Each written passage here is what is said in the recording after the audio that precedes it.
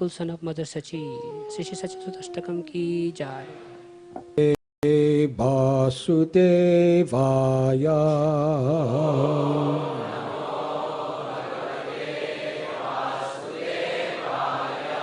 Om Namo Bhagavate Vasudevaya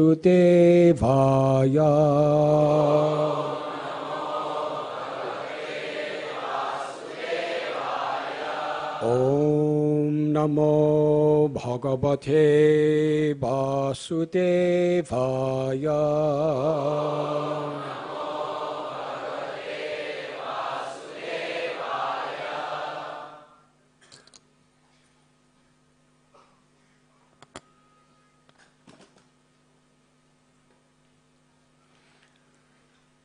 Nadia Udayagiri Purnachandra Gaura Hari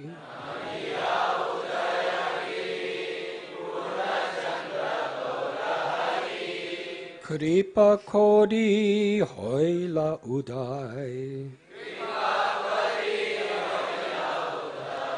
Nadia Udayagiri Purnachandra Gaura Hari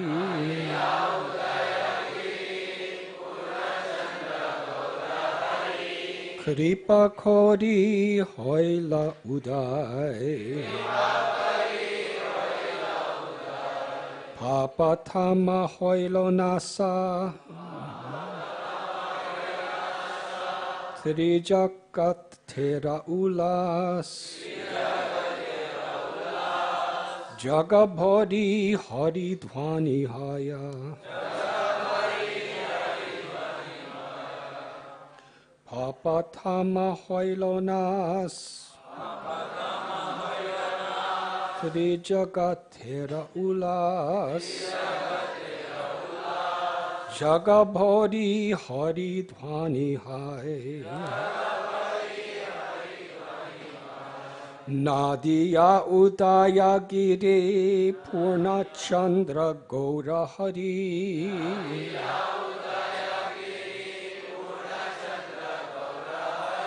Kripa Kodi Hoila Uday Papa Tama Hoila Nas Trijagat Thera Ulas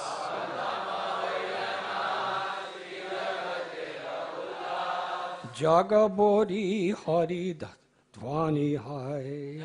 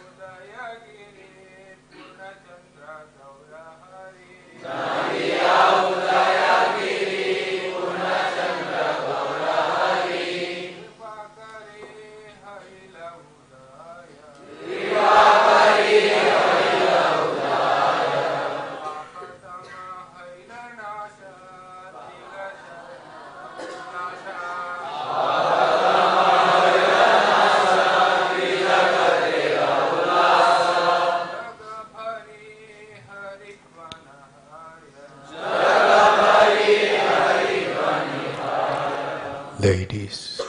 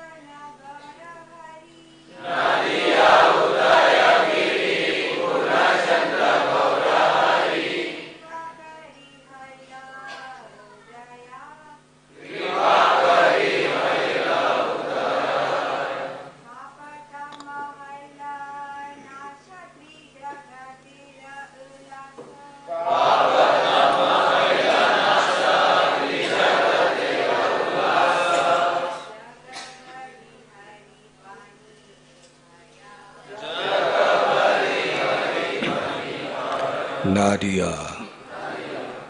The place known as Nadia. Udayagiri is the appearing place. Purna Chandra, the full moon. Gaur Hari, Lord Sri Chaitanya Mahaprabhu. Kripa, by mercy. Kodi, doing so. Hoila, became. Udaya, risen. Papa, sinful. Tama, darkness. Hoila, became. Nasha, dissipated. Tri Jagatera, of the three worlds. Ulas, happiness. Jagabhari, filling the whole world. Haridvani, the transcendental vibration of Hari. Haya, resounded. Thus, by his causeless mercy, the full moon Gaur Hari rose in the district of Nadia, which is compared to Udayagiri, where the sun first becomes visible. His rising in the sky dissipated the darkness of sinful life, and thus the three worlds became joyful and chanted the holy name of the Lord. Sekale Nijalaya Utiya Advaitarai Nritya Kodi Anandita Mani Haridasi Loya Sange Hankara Kirtana Range Kene Nache Kehanahi Jani. At that time, Sri Advaita Acharya Prabhu, in his own house at Shantipur, was dancing in a pleasing mood. Taking Haridas Thakur with him, he danced and loudly chanted Hare Krishna. But why they were dancing, no one could understand. Purport by His Divine Grace, A.C. Bhaktivedanta Swami Prabhupada. It is understood that Advaita Prabhu at that time was in his own paternal house in Shantipur. Haridas Thakur frequently used to meet him. Coincidentally, therefore, he was also there. And upon the birth of Sri Chaitanya Mahaprabhu, both of them immediately began to dance. But no one in Shantipur could understand why those two saintly persons were dancing.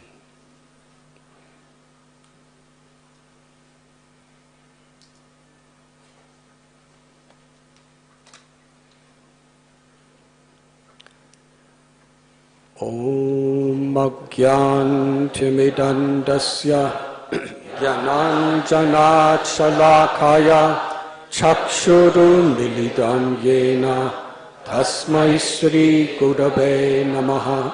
Sri Chaitanya Manobhishtam Sthapitam Yena Bhutale Swayam Rupa Kadamayam Tadati Swapadantikam Vandeham Sri Guru Sri Juthapadakamalam Sri Guru Vaishnavanscha Sri Rupam Sagrajatam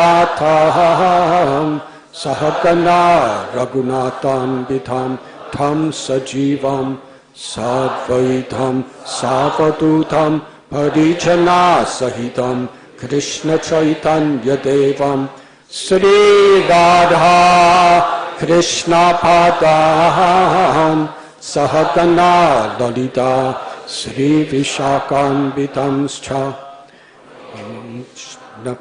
Nama Om Vishnu Padaya Krishna Pristaya Bhutale Srimate Bhaktivedanta Swami Niti Namine Namaste Saraswati Deve Gauravani Pracharine Nirvishesha Sunyavadi Paschatya Satarine He Krishna Karuna Sindhu Dinabandhu Jagatpate Gopesha Gopika Kanta Radha Kanta Namostate Tapta Kanchana Gaurangi Radhe Vrindavaneshwari Vrishabhanu Sute Devi Pranamami Hari Priye Vancha Kalpa Tarubhyascha Kripa Sindhubhya Evacha Patithanam Bhavanibhyo Vaishnavebhyo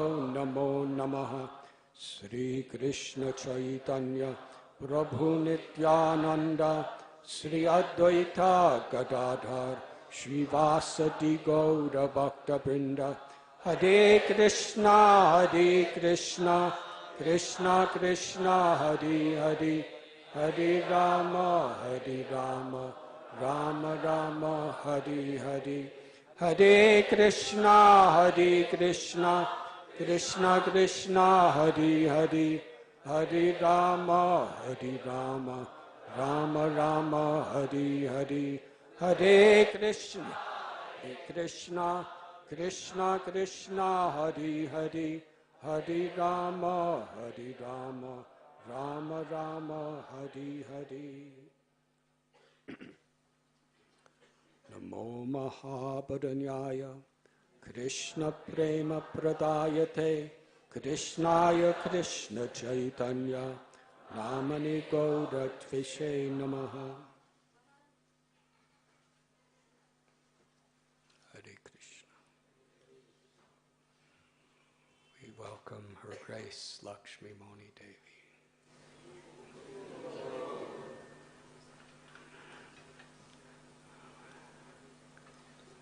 Today, Gaur Purnima.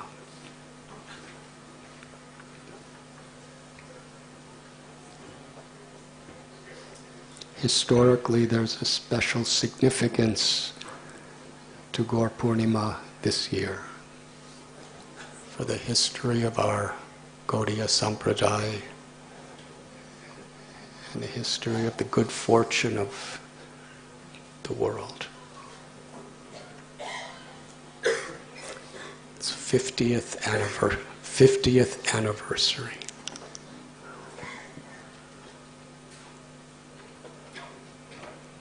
Does everyone know what it is the 50th anniversary of?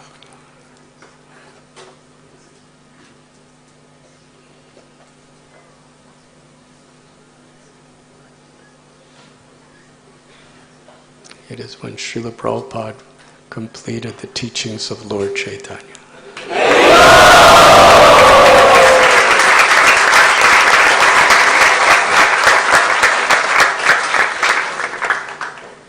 On Gaur Purnima, 1968.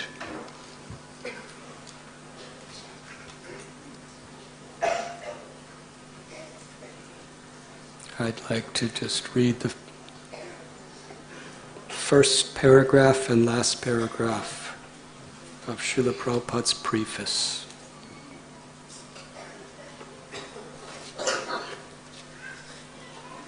As you can see, it's 50 years old.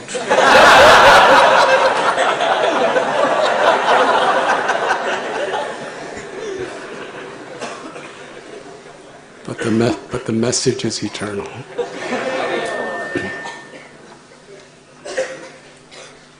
The first page reads, Teachings of Lord Chaitanya. A treatise on factual spiritual life by A.C. Bhaktivedanta Swami, Acharya International Society for Krishna Consciousness. This is before Srila Prabhupada was being called upon by the name of Prabhupada. And the headquarters of the International Society for Krishna Consciousness at that time, the world headquarters, was 61 2nd Avenue, New York City, New York.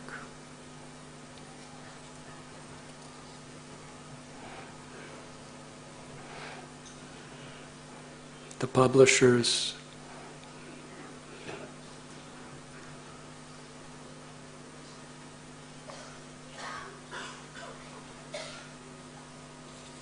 give their obeisance to Prabhupada with his first pranam mantra, because the second pranam mantra wasn't yet being utilized. And Srila Prabhupada dedicates to the sacred service of Srila Satchidananda Bhaktivinoda Thakur, who initiated the teachings of Lord Chaitanya in the Western world, McGill University, Canada, in 1896. Srila Prabhupada writes, the year of my birth. A.C. Bhaktivedanta Swami.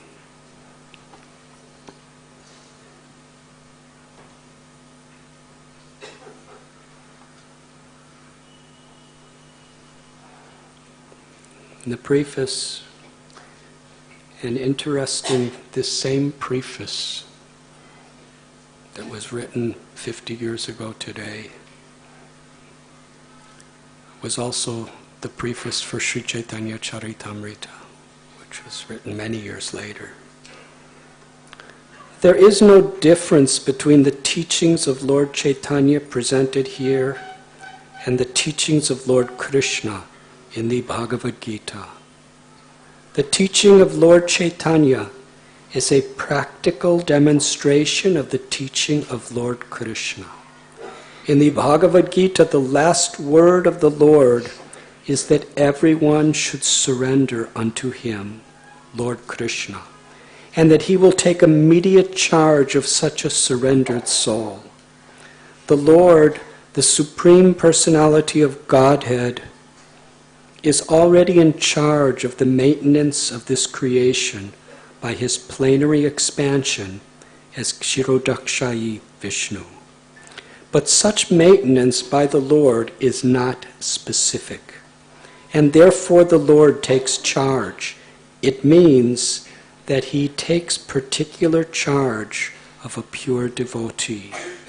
A pure devotee is a soul ever surrendered to the Lord, like a child to his parents, or an animal to its master.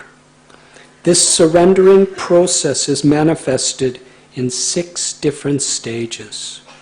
Namely, 1, to accept things favorable for discharging devotional service. 2, to reject things unfavorable for discharging devotional service.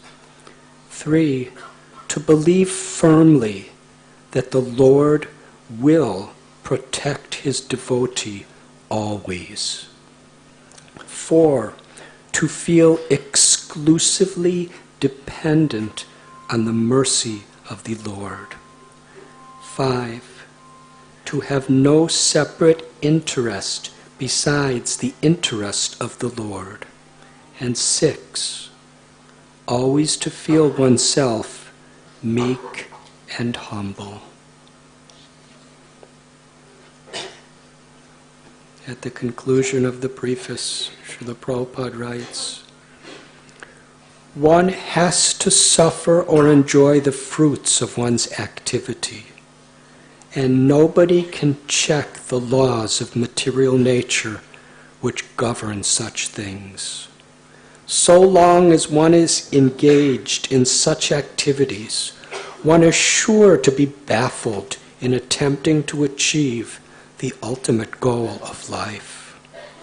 I hope, therefore, most sincerely, that by understanding the teachings of Lord Chaitanya, human society will have a new light of spiritual life, opening the field of activities of the pure soul. Om Tat Sat. A.C. Bhaktivedanta Swami. 14th March 1968, the birthday of Lord Chaitanya. Sri Sri Radha Krishna Temple, New York, New York.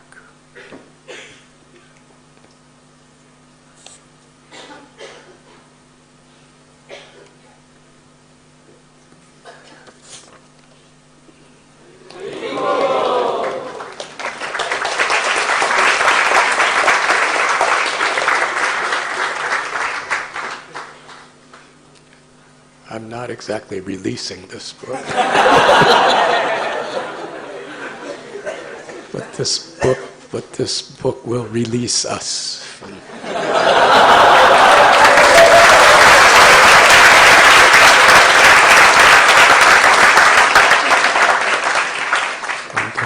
repeated cycle of birth and death.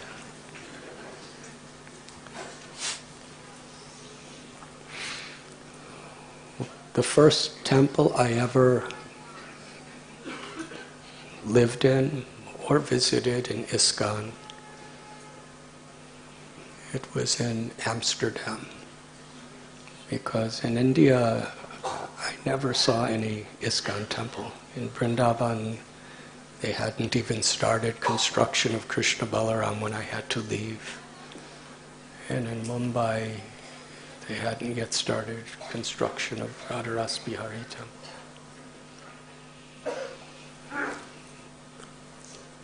But the temple I went to, there was maybe 11 or 12 devotees. And the president of the temple,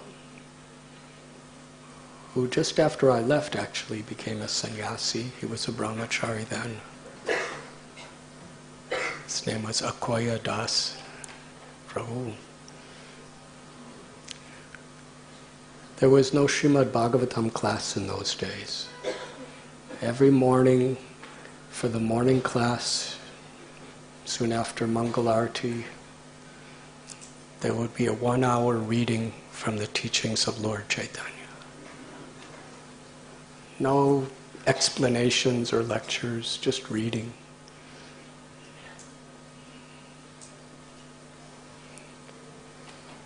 It was where Srila Prabhupada explained the most essential teachings of Sri Chaitanya Charitamrita. He describes, first he begins with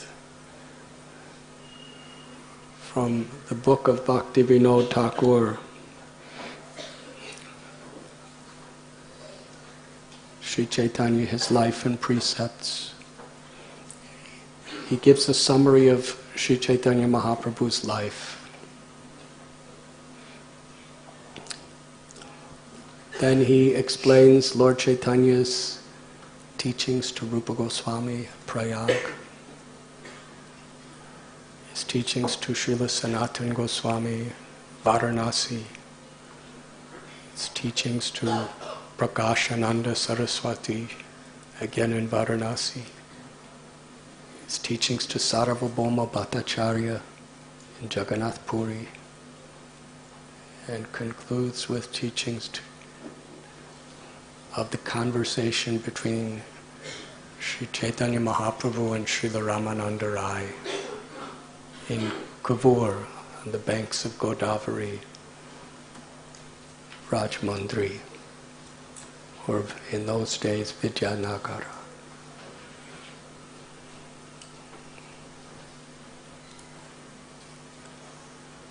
Srila Prabhupada, as we have just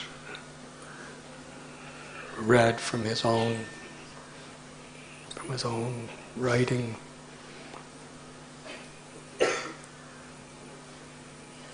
the introduction of Bhaktivinoda Thakur, along with the book it's contained in, happened to arrive in America,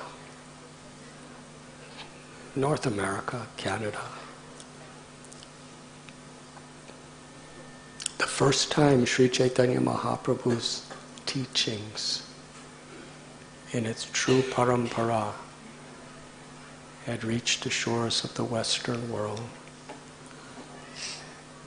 And as Lord Chaitanya's message took birth in the West, same year Srila Prabhupada took birth in Calcutta.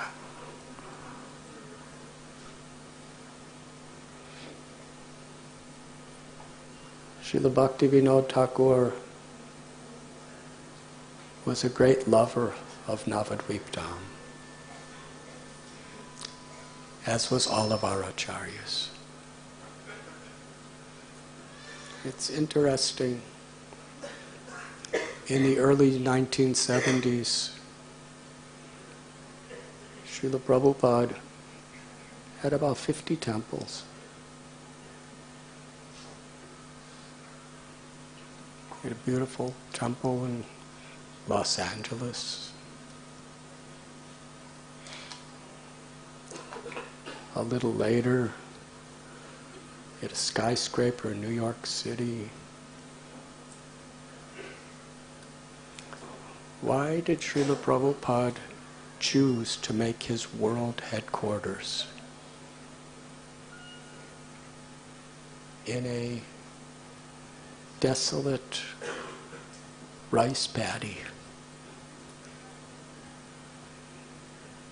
in West Bengal? There was no good road to get there. Except for Bengalis, hardly anyone on the planet ever heard of the place. Mayapur.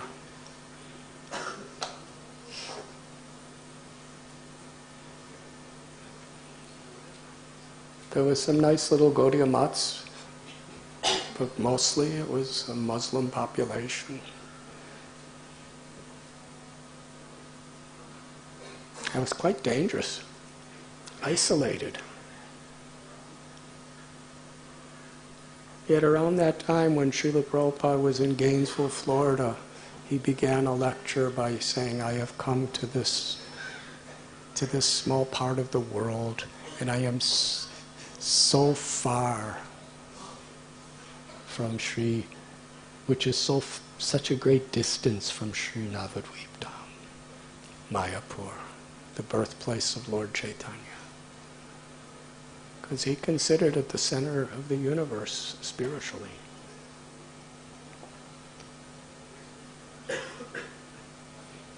Srila Prabhupada very much bewildered devotees when he came to that little rice paddy. During the monsoons, the Ganga would flood and cover everything in her river at times. There was no money. They built a little straw hut that Srila Prabhupada would live in. He got little deities he brought Sri Radha Madhav.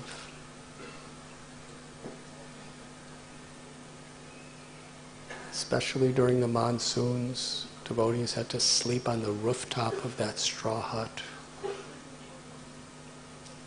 And most were Western people.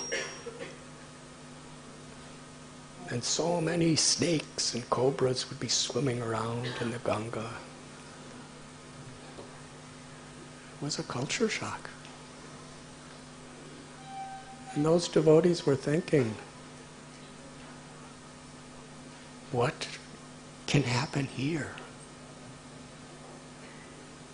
But Srila Prabhupada was explaining, this will be our world headquarters. And he talked about this temple of a Vedic planetarium. He gave a basic design for it. One of the largest temples in all of Asia.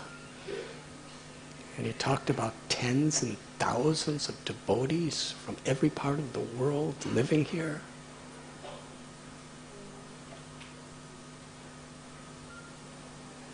And just a few people who were living there They were struggling with malaria and typhoid and dysentery. Just trying to get some rice to offer the deities and eat. But Srila Prabhupada's faith in the words of Bhaktivinoda Thakur, long before, when Thakur Bhaktivinoda was living just across the river, he had a vision of a glorious temple.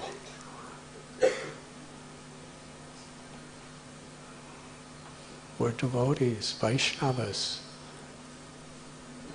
from America, from Europe, from Russia, from India, from all over the world, as brothers and sisters, would be dancing together, chanting the holy names of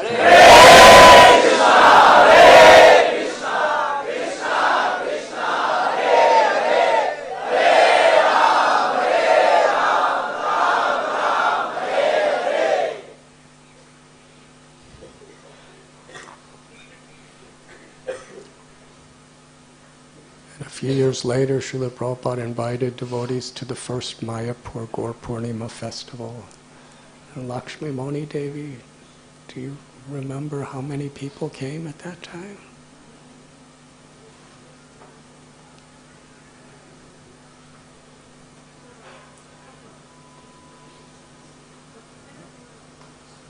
Wasn't very many, maybe 100 or less.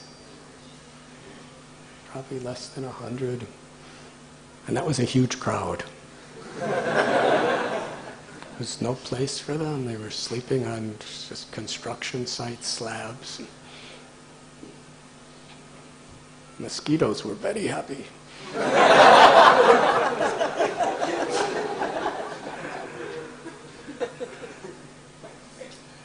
And yeah, they were having kirtan, and devotees were cooking in the fields.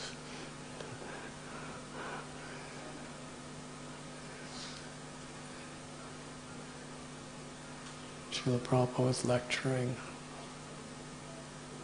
and even then nobody could understand what could possibly happen here. There was so much trouble to get there. From Calcutta, you took a train to the Howrah station, and in those days Howrah station was really crowded. It's still really crowded. But now there's so many other types of transportation. In those days, that was all there was practically. And somehow you'd get through there, take a train to Krishna Nagar, then take a boat across the river, then walk for miles and miles to a rice paddy where there was a straw hut and a little construction site going on. That was the festival. The devotees were blissful because we cannot see through our eyes until our eyes are premanjana churita bhakti vilochanena, till our eyes are decorated with the salve of pure love. We just see the external appearance of things. Srila Prabhupada, he taught us we must see through our ears, see through our faith in the words of Guru, Sadhu and Shastra. Then we actually see as it is. Srila Prabhupada was so excited. We got this land. It's this heart of the spiritual world, the holiest of all holy places. This is not different than Vrindavan.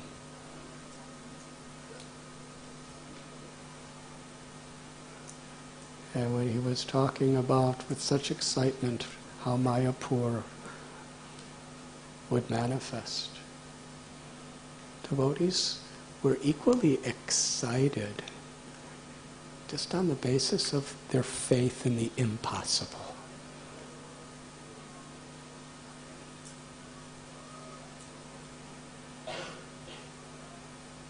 In fact, when Srila Prabhupada decided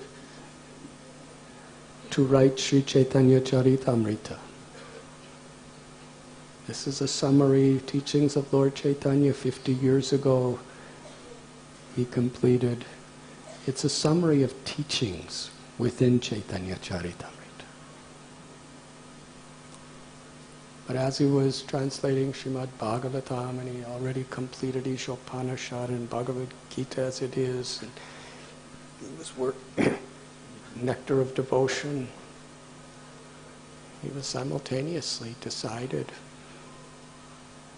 that I must give my students the Sri Chaitanya Charitamrita so that they can present to the world. And he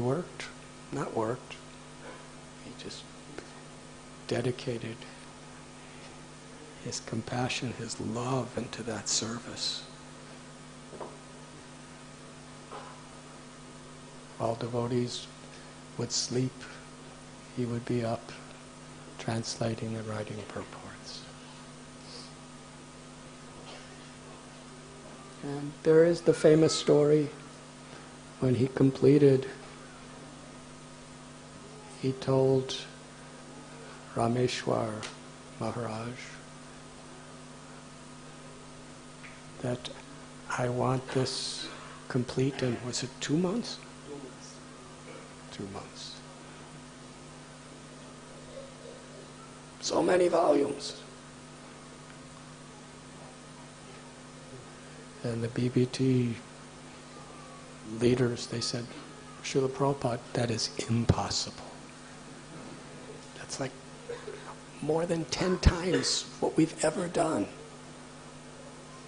And Prabhupada said, impossible is a word in a fool's dictionary.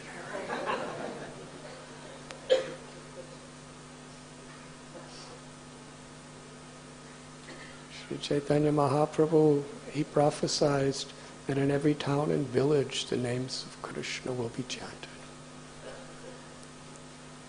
Nityananda Prabhu, when he saw Lord Chaitanya in a little village near Puri getting thousands of people to participate in kirtan, he had that same prediction, that in every town and village throughout the world the holy names will be chanted.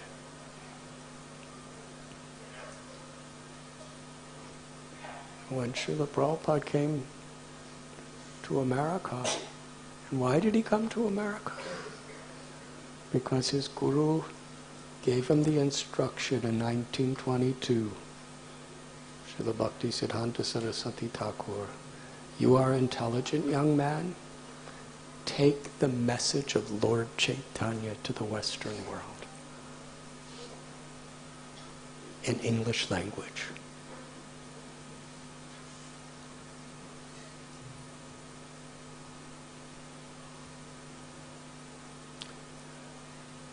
During Srila Bhaktisiddhanta Saraswati Thakur's time, it was attempted. But after some time, there was nothing really sustained.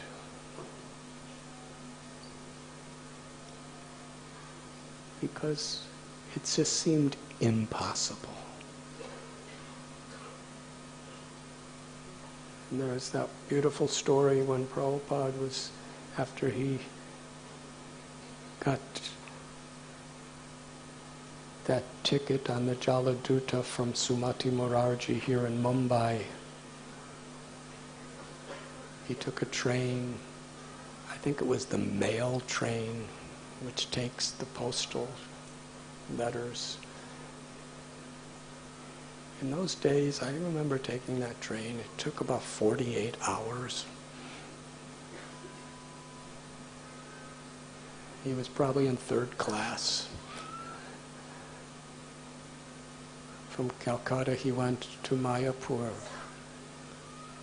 to receive the blessings of his Guru Maharaj, Srila Bhaktisiddhanta Saraswati Thakur, at his Samadhi, and receive the mercy of Lord Chaitanya and Lord Nityananda to take their message, which was established in Mayapur Dham. He was going to take it from there to the West. And he stopped in Shantipur. The pujari there at Advaita Bhavan, the very place where Advaita Prabhu and Haridas Thakur would pray and do kirtan and do pujas to bring Krishna down to this world, to establish the Sankirtan movement all over the world.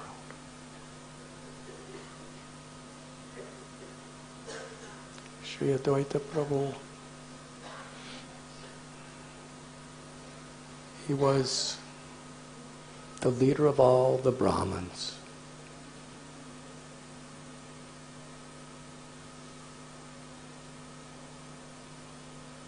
He had a house on the bank of the Ganges.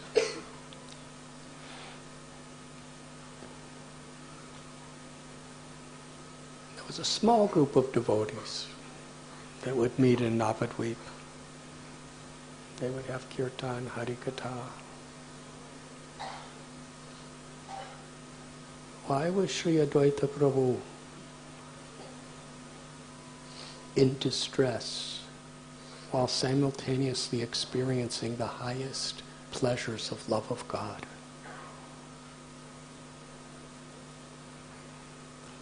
Because that's the nature of pure love.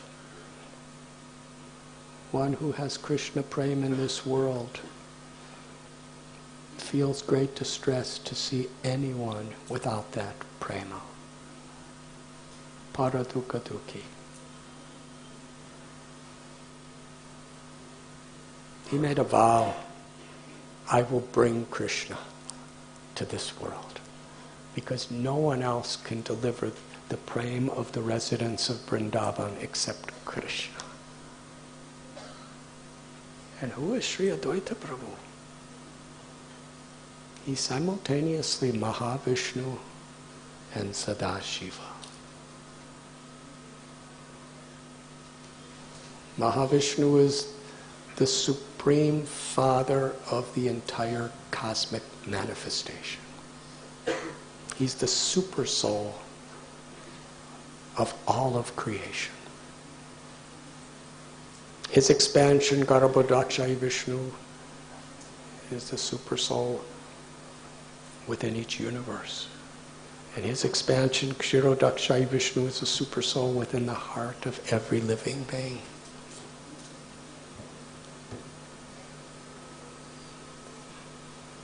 Karunodakshai Mahavishnu, simply by his will, the whole cosmic manifestation and the Mahatattva is created. By his glance, he pregnates all living beings.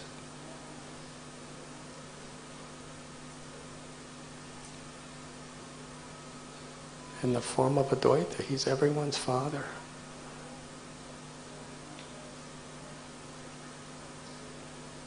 And Sadashiva is the original Shiva.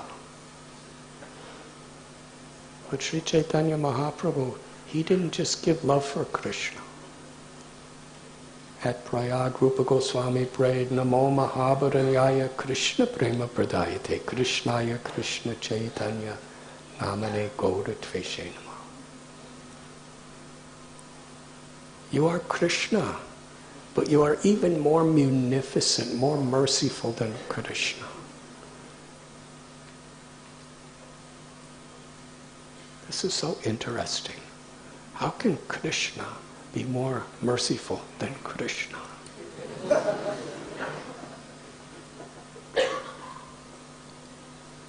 Because Krishna, who is the original, Krishnastu Bhagavan Swayam, the original source of all incarnations, the Brahma Jyoti, the infinite, limitless Brahman, which the Jnana Yogis are birth after birth after birth trying to attain the liberation of entering into that Brahman. It is the halo of the effulgent body of Krishna. Brahmano hi pratishta. And the Paramatma, who is situated in every living being's heart, is the plenary portion, expansion of Krishna.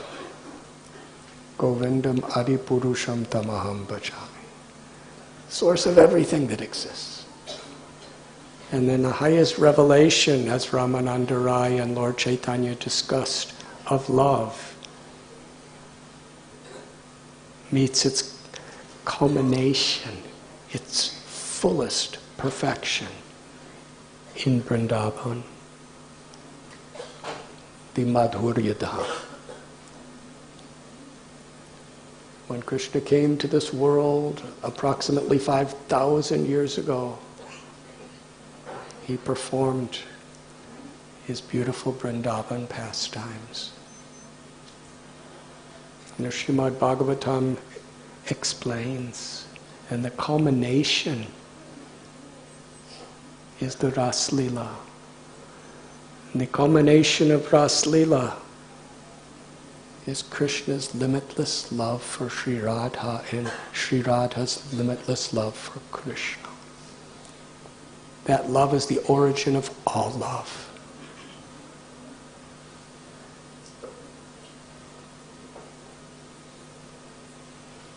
But as Sukadeva Goswami explained Srimad Bhagavatam and the beautiful Vrindavan pastimes, it's an exclusive place for those who have completely surrendered to Krishna. In the Bhagavad Gita, Krishna begins with the basic teachings. We're not this body, Arjuna. Why are you in so much confusion?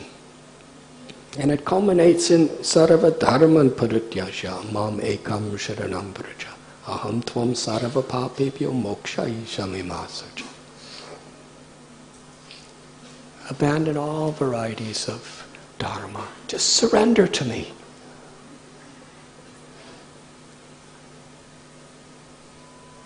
Sri Chaitanya Mahaprabhu is Krishna. Radha Bhava Duti Subalitam Nomi Krishna Swarupam, who comes to taste the sweetness of Sri Radha's love and to distribute the love of Vrindavan. Sri Radha's love in Vrindavan, her compassion to all living beings, are revealed to the world in Lord Chaitanya. Lord Chaitanya, who is Krishna, comes in the form of a devotee to practically teach us by his example and the example of all his devotees how to surrender to Krishna.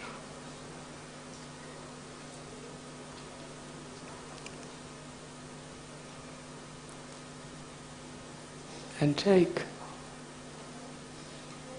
even the most fallen souls of Kali Yuga and give them the opportunity to enter into the spiritual realm of Vrindavan.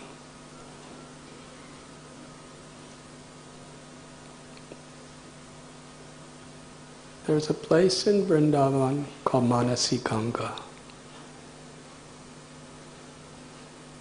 There's another place, Mansarovar. When Sri Krishna left Sri Radharani and she was in separation, she wept tears of love in separation. And those tears of her Viraha Bhava filled a lake that is called Mansarovar.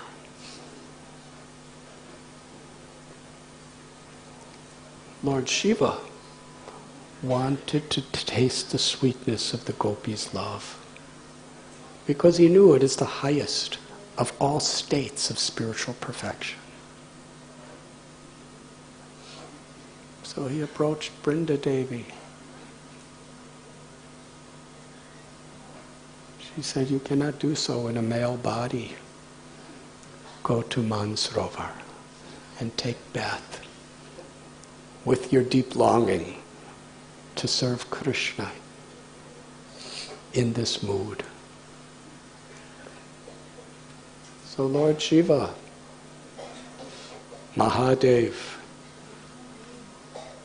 he offered his prayers, he performed his pujas, he chanted the holy names, he submerged himself in Mansarovar, and Mahadev came out of the lake as Gopeshwar Mahadev. He had the body and the bhav of a gopi.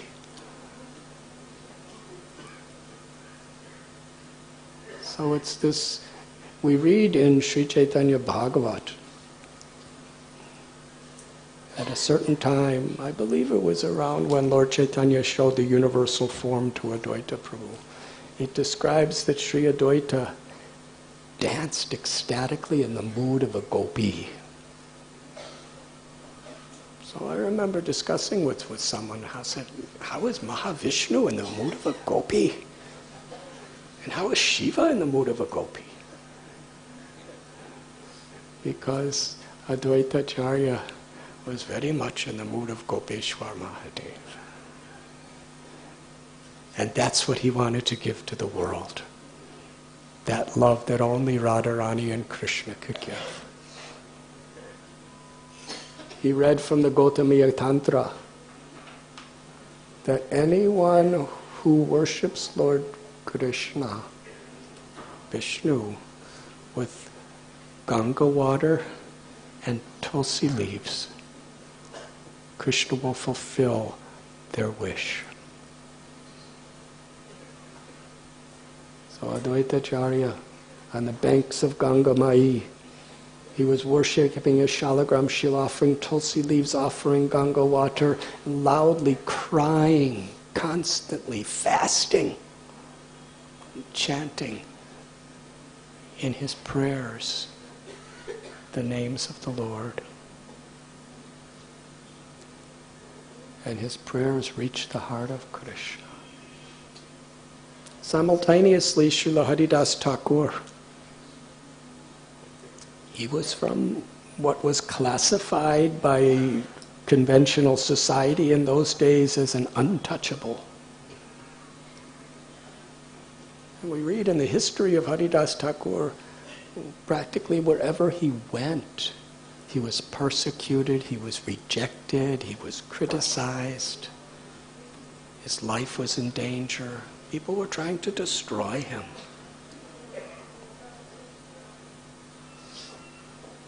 The Muslims hated him because he was a Muslim and he's chanting Krishna's names. In those days, if you weren't so, they didn't accept that. The Hindu Brahmins, many hated him because he's coming from untouchable caste and he's chanting Mahamantra, the great mantra, and he's getting so many people to follow him.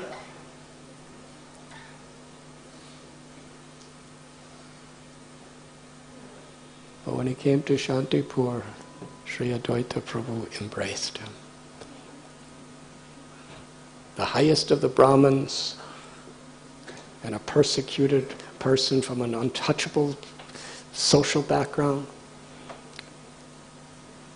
they loved each other. They respected each other as equals with the deepest love because they recognized their love for Krishna. They would chant together, they would have Hari Katha together. In fact, Advaita Acharya, during the Shraddha Patra, he demonstrated to all the topmost Brahmins of the area that the most worshipable among everyone is Haridas Thakur. Haridas was in his cave and on the riverbanks chanting 300,000 names every day, praying for Krishna to appear.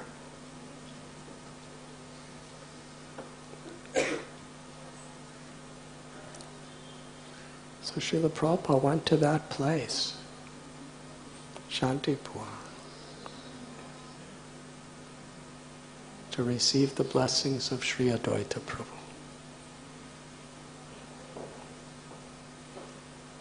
Lord Chaitanya brought Lord Chaitanya to the world. So many times Sri Chaitanya Mahaprabhu said, I have only come here because Advaita Prabhu has called me.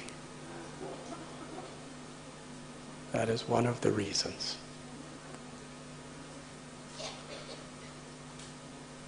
Srila Bhaktisiddhanta Saraswati Prabhupada instructed our Prabhupada.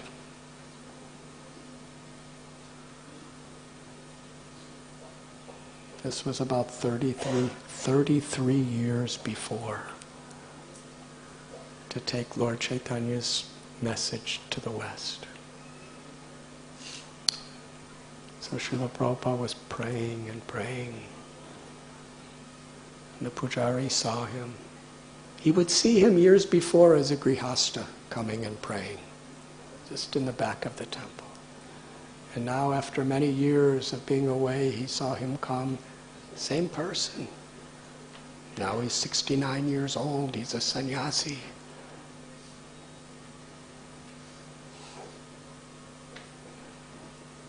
And when Prabhupada took Charanamrit from him, he asked him, please bless me, I'm coming to pray because my Guru has given me an impossible service. Impossible.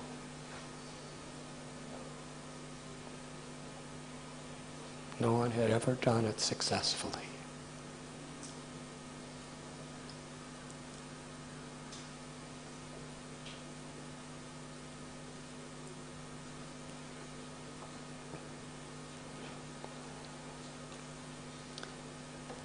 Today, that little rice paddy with the little straw hut that Prabhupada lived in and gave his vision.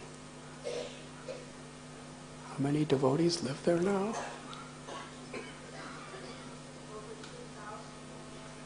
There's over 2,000 devotees from all nationalities practically who are living there.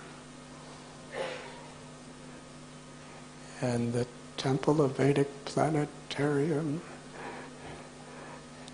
it's almost complete. We all still need to help out, and we'll all have that opportunity.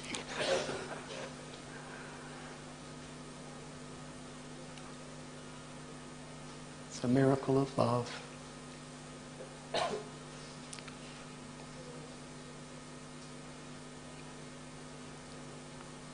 Srila Bhaktivinoda Thakur saw it in a vision, and Srila Prabhupada and his son Bhaktisiddhanta Saraswati Thakur gave the order that that vision be carried out.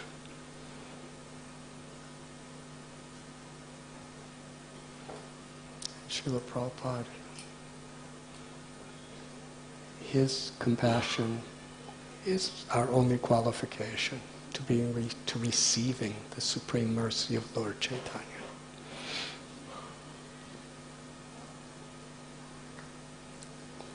Bhaktivinoda Thakur in his Navadvip Dham Mahatmya gives some wonderful realizations, historical stories that led to Lord Chaitanya Mahaprabhu's advent. There, Nityananda Prabhu is speaking to Jiva Goswami, revealing the highest truths of who Lord Chaitanya really is. He tells the story of Lord Rama. I'm just going to tell a few stories about the greatest personalities of the universe and how they were blessed by Sri Chaitanya Mahaprabhu.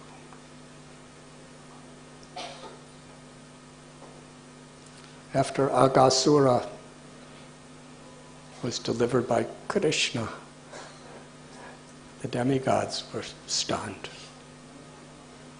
And even Brahma wanted to see, how is this?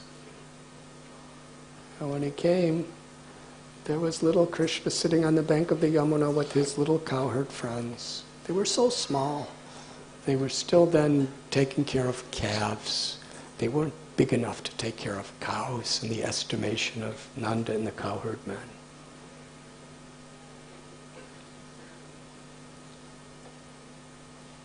They were all sitting in circles around Krishna. They were sharing prasad. One gopa would take a bite out of a laddu and say, "Krishna, this is very good, try some." And Krishna would take it and bite into the bite mark of his friend and say, "Yes, this is very good." And then he would share it with another and they would all be, Krishna's Yajna Purusha. Brahmins are offering so many prayers and Vedic mantras and ghee and other holy substances to Vishnu. And here's Vishnu's eating the food coming out of these little cowherd boys' mouths. So Brahma, he wanted to, what is this? He got bewildered. Sometimes great people get bewildered.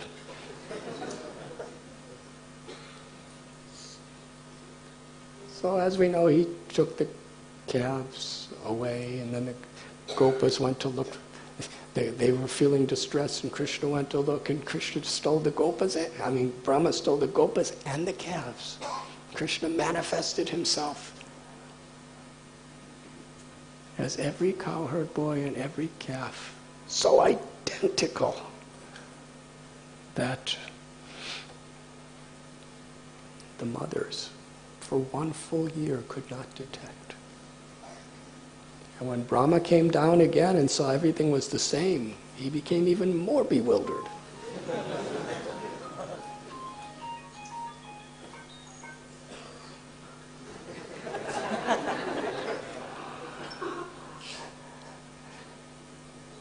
And then when each one of the calves became Vishnu,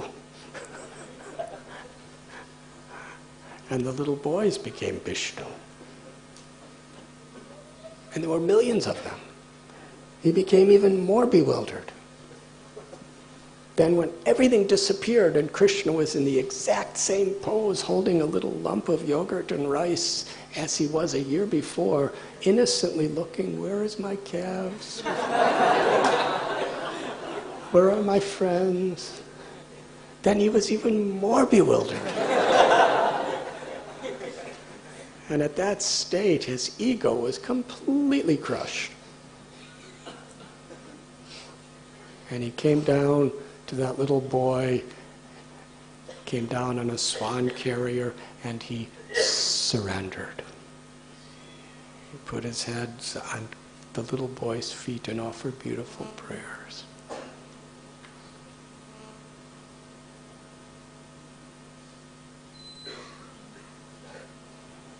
And Bhaktivinoda Thakur is citing from Nityananda Prabhu's teachings to Jiva Goswami how Haridas Thakur, he was thinking, this post of Brahma, being the supreme of the demigods, he lives 311 trillion years. No, I'm sorry. How much is it? 3? Yeah. And there's nobody superior to him in the whole universe. Brahmaloka.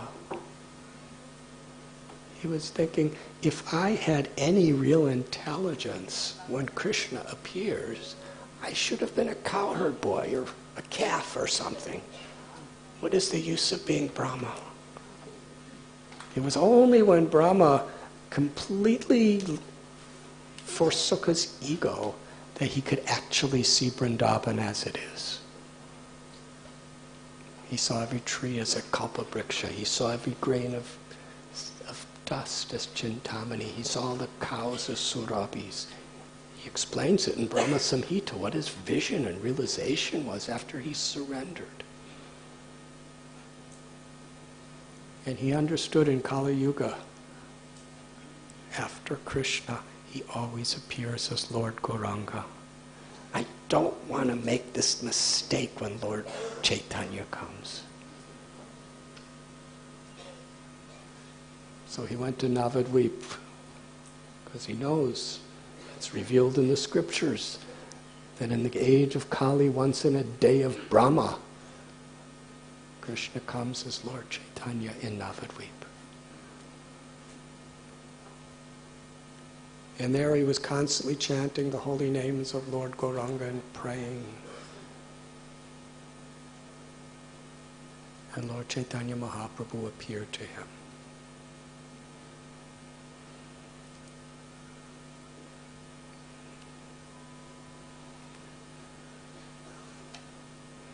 When Lord Brahma revealed to Lord Chaitanya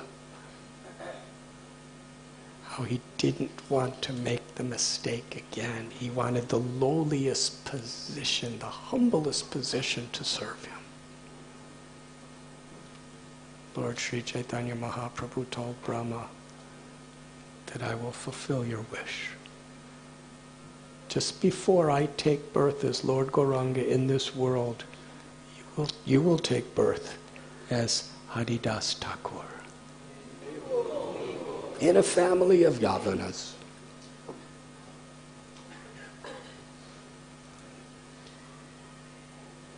Such a humble position. Lord Brahma is so powerful, and yet he assumes an identity where he's being blasphemed and persecuted, and he just humbly accepts it. Lord Chaitanya told, as Haridas Thakur, you will worship me and you will love me by chanting 300,000 names of Krishna every day. He revealed his beautiful form of Lord Gauranga to Brahma.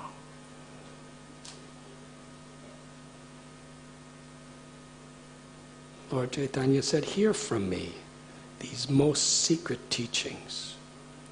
Taking the position of a devotee, I shall taste the nectar of bhakti ras, the mellow of loving devotional service to Krishna, and I will inaugurate the most rare and glorious Sankirtan movement. I will reveal to all my devotees, including those of my previous incarnations, the nectarine mellows of Vrindavan. The love which Srimati Radharani possesses for me, Krishna, is beyond even my comprehension. I will therefore appear with her sentiments and complexion, and taking her position, I will taste that happiness which she alone obtains by serving me.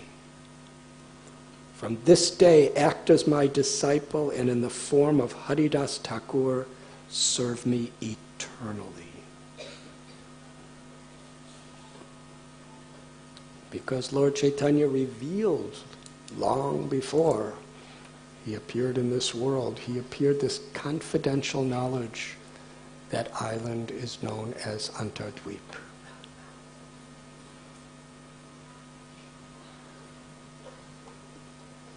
One day in Satya Yuga, Lord Shiva was in a state that Parvati never saw him before. He was chanting the names of Gauranga.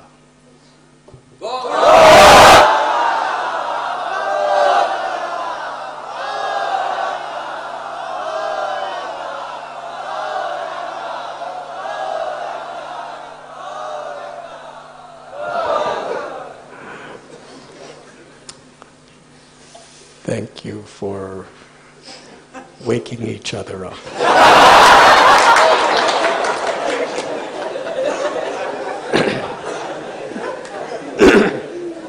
As he was chanting the names of Gauranga,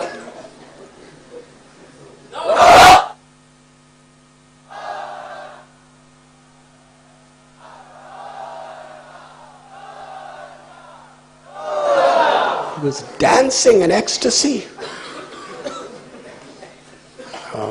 Lord, one of of the names of Shiva is Nataraj.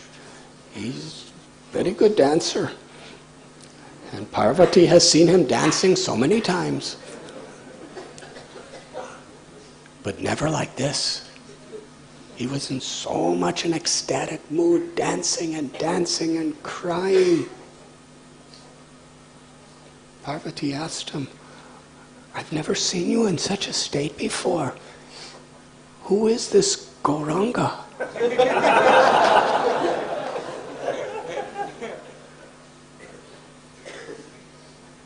And Lord Shiva explains that to Parvati, in the age of Kali Yuga, the Supreme Personality of Godhead, Krishna, will appear with the sentiments and the love of Sri Radharani. And you, Parvati, are an expansion of Sri Radharani. He will not only taste the sweetness of the highest ecstasies of love, but he will distribute them even to the most fallen people of this world in this age of Kali Yuga.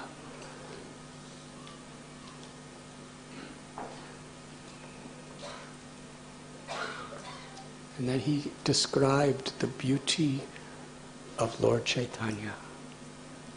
His eyes will be like fully bloomed lotus petals. His face will be like a golden moon. His complexion will be molten gold. His arms will extend below his knees. His beautiful hair will circle his face. And he will dance and chant with his devotees. So Parvati, she wanted to taste the sweetness of Lord Chaitanya's love. So she went to one of the islands of Navadvip. And there she sat and meditated on the beautiful form that was described to her by her husband, Mahadev.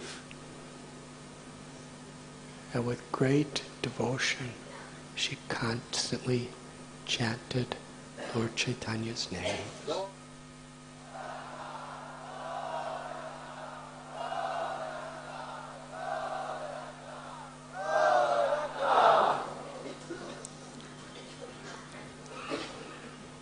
Very soon, Sri Chaitanya Mahaprabhu appeared to Parvati. In his beautiful golden form of Navadvip Chandra, he was dancing in ecstasy while chanting the names of Krishna with his associates. Parvati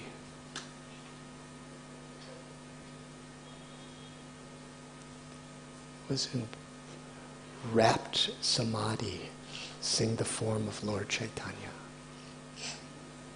Lord Chaitanya asked, why have you come here? And she said, because you have appeared in this wonderful form, this most merciful, most munificent form of Lord Gauranga, to give the highest blessings to all living beings, to escape from this material existence forever and enter into your eternal abode of Vrindavan, to participate in your pastimes, and you will take so many people with you. But I have this thankless task where I'm the goddess of material energy. It's my duty to keep people bound within this world. Therefore, I'm in great distress.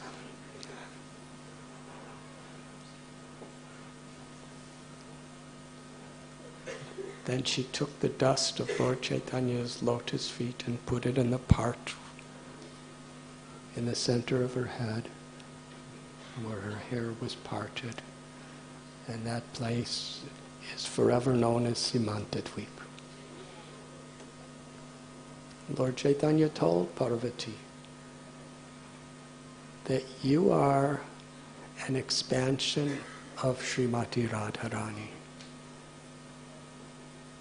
You're the source of all love. And as Sri Radharani, you are the source of all love. And the very heart of the spiritual world. And in the spiritual world, you are also Yogamaya,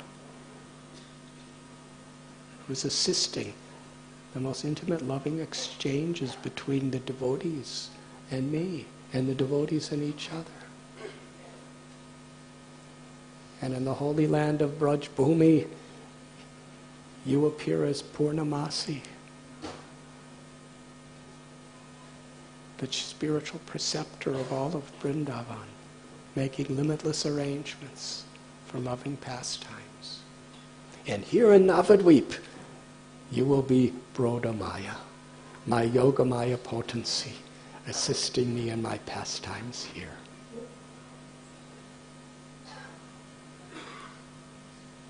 And you will be beside Kshetrapala Shiva, Lord Shiva, who appears in Navadvip as the guardian, just like Gopeshwar Mahadev is the guardian of the Ras Leela. Kshetrapala Mahadev is the guardian of Sri Navadvip Dham, in the pastimes of Lord Sri Chaitanya Mahaprabhu.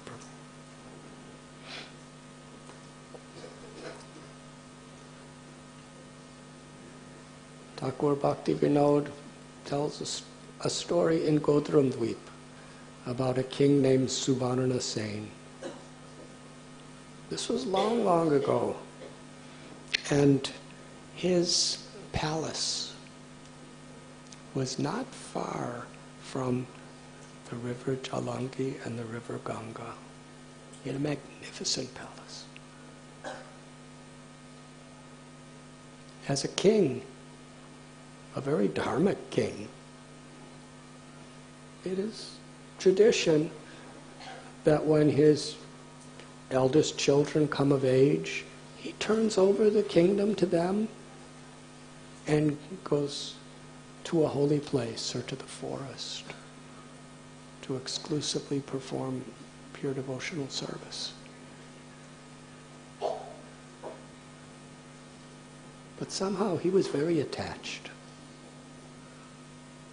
He had a royal throne. He had so much wealth, so much power. And as he was getting older and older, he couldn't give it up. So one day Narada Muni appeared, playing his veena, chanting the holy names of Krishna. Narada Muni bhajai veena radhika ramana name. Usually in dramas, we always have Narada Muni saying, Narayana, Narayana.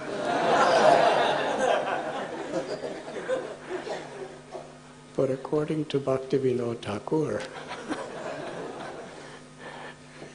he also chants Radhika Raman, the names of Krishna, the lover of Sri Radha.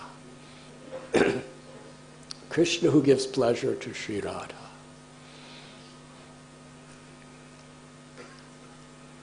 So when Narada Muni appeared, Suvarna Sen, he was very cultured, dharmic king. He got off his throne and gave Narada Muni a very nice sitting place and washed his feet and made beautiful offerings to him. And because he was humbling himself and he was receptive, Narada Muni instructed him, why are you so much attached to these temporary material things? Dukalayam, I'm paraphrasing, Dukalayam ashashvatam. That everything in this world is a source of misery because it's temporary.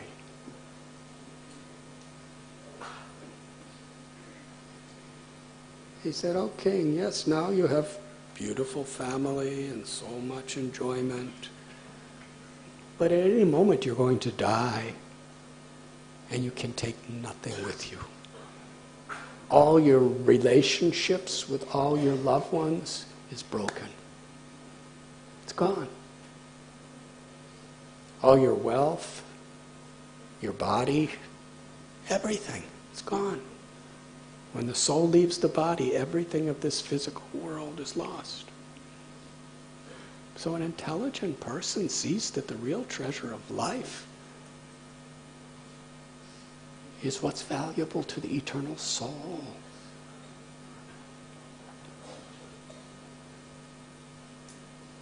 The soul is beyond birth. The soul is beyond death. And the true treasure of the soul is its love for Krishna. Its relationship with the Supreme Personality of Godhead. Trying for the soul to try to find happiness in this world is like living in a vast, limitless desert and trying to enjoy a single drop of water. There's something there, but it doesn't satisfy us. Govinda Das. Kamala dala jala jivana talamala. Bhajahun hari padaniti. It's the nature of this world for everyone. This physical body, like a drop of water on a lotus leaf. Our relatives, our friends, our wealth, all of our enjoyments, whatever position we have, whatever recognitions we have. A drop of water on a lotus leaf at any second could disappear. Padam padam yadvi padam natesha. There's danger at every step. In fact, in Mahabharata, Yudhisthira Maharaj, when he's asked by his father, Yamaraj, who's in a disguised form, what is the most amazing thing? Yudhisthira Maharaj gave the perfect answer. The most amazing thing is that everybody knows that they're going to die, and everyone sees that everyone else is going to die, and they even see people dying, and they're reading, history is just a list of names. Srila Prabhupada, in one of his poems, he wrote like that. That we're working so hard in this world,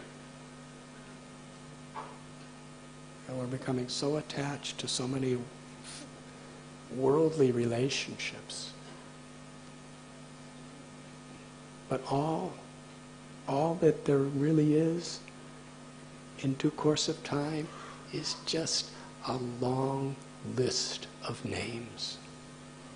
And very soon everyone forgets those names.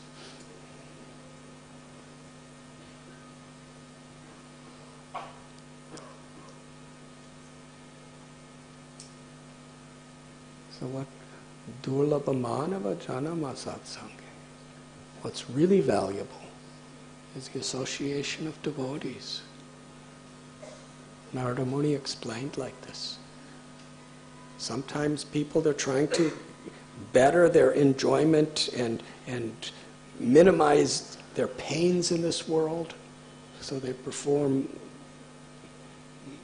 karma kanda.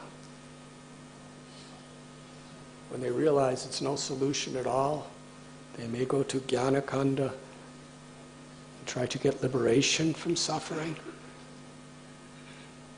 But even if they get liberation, even through the various yogic processes of getting mystic siddhis, freedom from birth and death, even then, the ananda, the happiness, the love that we're seeking is not to be found. But Narada Muni said, but when you come in the association of pure devotees, then adoshrada, then your faith awakens. Your faith awakens in your true identity as an eternal servant of the Lord. Mamaivam so jiva loke jiva bhuta sanatana. Lord Chaitanya instructed Rupa Goswami that the science of devotional service is like a vast, limitless ocean. And here at Prayag, I'm going to just explain to you one little drop. But that drop could completely inundate the entire universe. Then he tells that the jiva, the soul, is a tiny fragmental part of Krishna. Jivara Swarupoi Krishnara Nityadas. Our constitutional nature is we are eternally servants of Krishna. But in that service, it's not like service in this world. Our service is the way in which we express the ecstasy of our love for Krishna. And Krishna reciprocates by drowning us in the ocean of his love for us.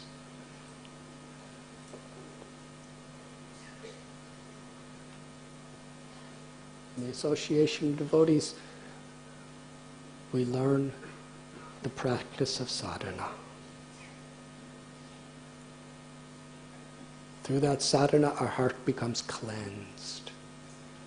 As our heart becomes cleansed, our faith becomes very deep and unshakable. And as we continue our devotional service, Narada Muni told, then we develop ruchi, the higher taste of experiencing Krishna.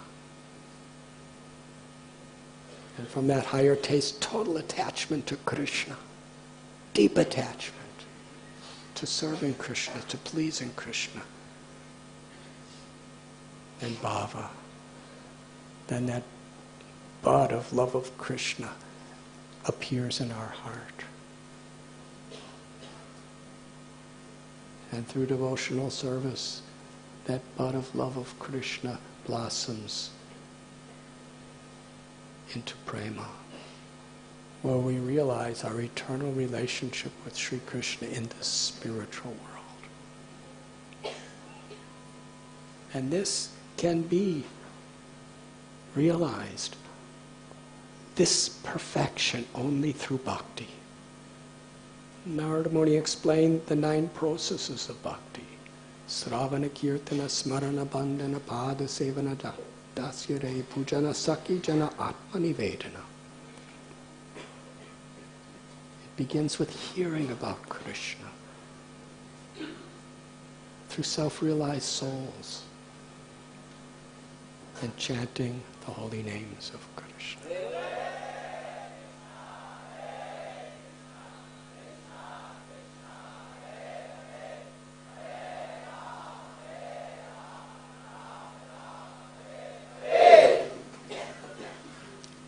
Narada Muni said, the age of Kali Yuga is the most auspicious time, because it is in this age that Lord Sri Chaitanya Mahaprabhu, Lord Gauranga, will appear. Krishna coming with the sweet mood of Sri Radha's love to distribute that love to the world. And you are so fortunate, King, that you are living here in Navadvip. But you don't know that Lord Chaitanya Mahaprabhu is, Lord Gauranga is going, he will soon be performing his pastimes right here. So now he explained that you cannot attain perfection simply by renouncing the things of this world. Perfection comes when we utilize everything we have in the loving service of Krishna. This will be Lord Chaitanya Mahaprabhu's message. to engage always in the spirit of the servant of the servant of the servant, and always be chanting the holy names. After giving this message to Suvarna, saying, Narada Muni, while describing the beautiful form of Lord Chaitanya Mahaprabhu, by describing the limitless nature of his mercy, Narada Muni became so intoxicated in ecstatic love for Lord Chaitanya. Playing his veena, dancing and dancing and dancing, he was continually chanting the names of Gaur Hari.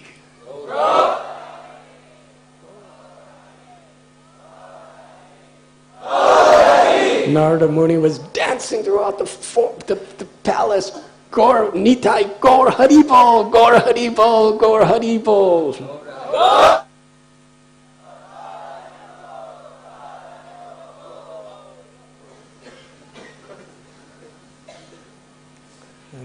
And Narada Muni revealed to Suvarna, saying these inner truths.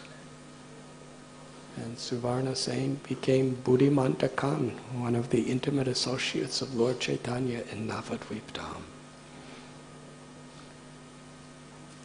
Years later, when Srila Bhakti Siddhanta Saraswati Thakur Prabhupada was with some of his disciples, they were walking from Bhakti Vinod Thakur's house to Narasinghapalli in Godramdvip.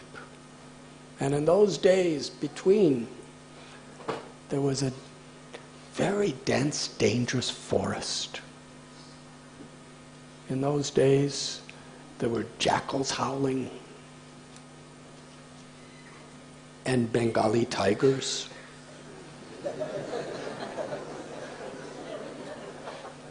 And so many other creatures, like snakes. It's a very deep forest. Nobody would go to that forest because it was just too dangerous and too dense. So Bhaktisiddhanta Saraswati Thakur told some of his disciples, buy this land.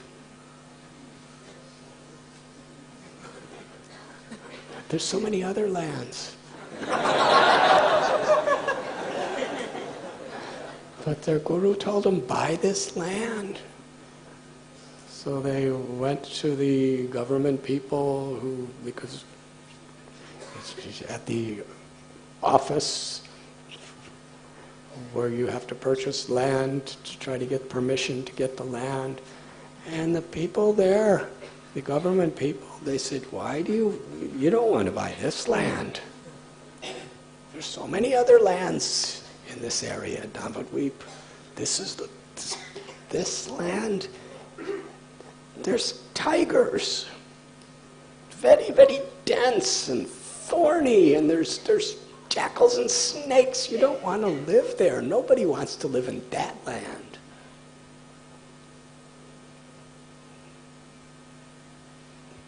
The disciples, they thought the same way. But they said, but our guru wants us to buy this land. So they said, well, go back and tell your guru. He doesn't want to buy this land. They said, no, our guru wants to buy this land. So we want to buy this land. He said, okay, it's yours.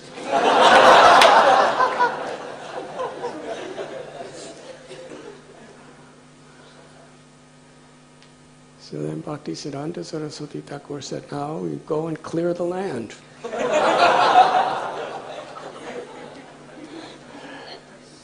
This is parampara, the impossible.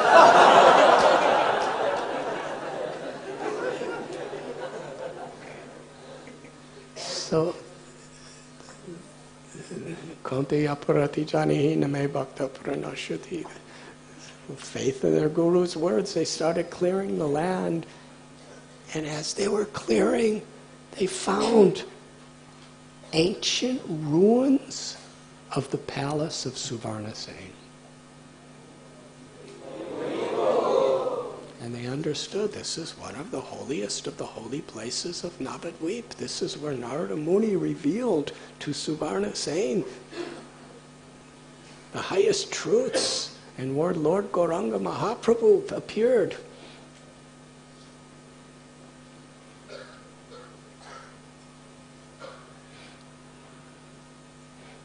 In that same Godram Dweep,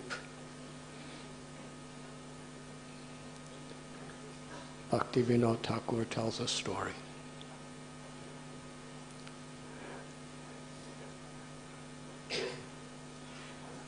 One day, Krishna happened to see Nanda Maharaj and Upananda and Abhinanda and Sunanda and Nanda and Nanda. They were all organizing a very, very elaborate puja. And Krishna asked, "What is this for?" And they said, "It is for Indra. Our forefathers have done this every year for so many generations at this time because Indra gives rain. And we are dependent on rain because we're farmers and we protect cows."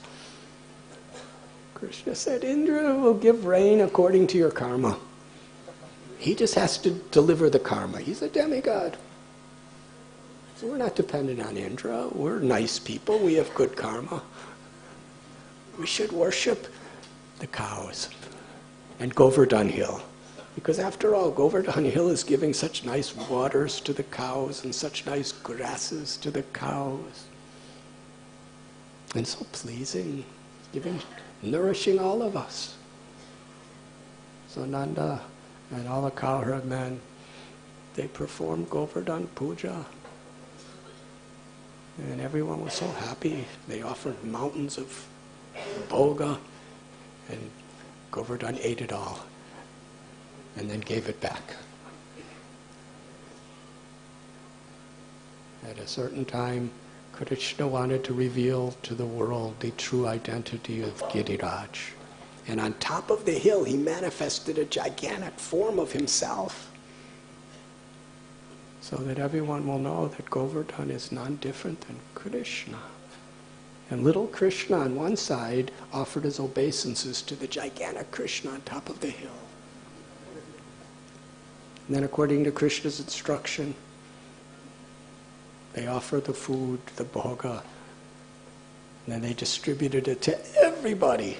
Then they did parikrama of Govardhan Hill. Everyone was so happy. But Indra was furious. He sent the clouds of devastation to inundate Vrindavan. And Krishna lifted Govardhan Hill with the smallest little finger of his left hand and held it for 7 days and 7 nights. Indra, his ego was crushed and grinded into the finest powder, which could even a little baby could just go and blow it away. Blow it away. So expert Krishna is at protecting. When Krishna says, "Koti aprati janihi name bhakta pranashati," he protects his devotee. It's not always the way we want to be protected. Krishna gives us what we need. And after Indra realized that Krishna is the Supreme Personality of Godhead, he's Parameshwara. What did I tried to kill him. I tried to destroy all his cows. I just tried to destroy all the Brijabasis. What will I do? He stopped the rains. That's the first thing he did. And Krishna put Govardhan Hill back. And then so many wonderful pastimes happened. So Indra went to his guru, Brihaspati. So what should I do? Brihaspati said, "Indra, you are a fool."